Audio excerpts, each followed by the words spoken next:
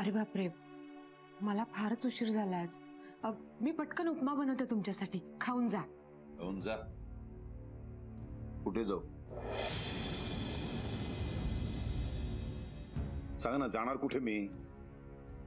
काय चेष्टा करतेस, थट्टा करतेस माझी? अहो, मला तसं नव्हतं म्हणायचं. म्हणजे मला एवढंच म्हणायचं होतं की मी तुमच्यासाठी उपमा बनवते, तुम्ही खाऊन घ्या म्हणून. सॉरी, उगाच चिडलो तुला. पण उमा, तू सुद्धा ही परिस्थिती समजून घ्यायला हवीस, ती स्वीकारायला हवीस. हे बघा, मरू दे, माझं रडगाणं नको. त्या बाहेर मैत्रिणी आल्यात गायत्रीच्या, त्यांच्याकडे लक्ष दे. कोण मैत्रिणी? त्या आल्यात ना, मैत्री आणि पियू.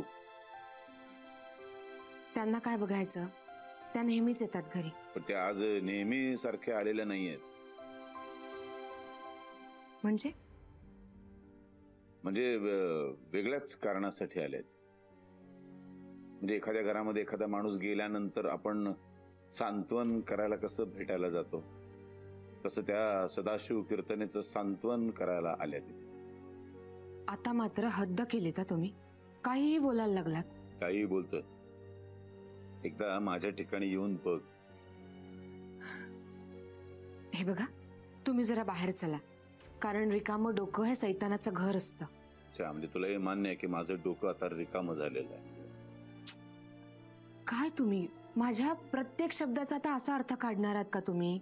हा, आणि इथे बसून काय करणार आहात? नाही म्हणजे तुमचा स्वभाव आहे का तो? त्यापेक्षा बाहेर चला. काय करतोय मी ते? काय नाही, पेपर वाचणार पुन्हा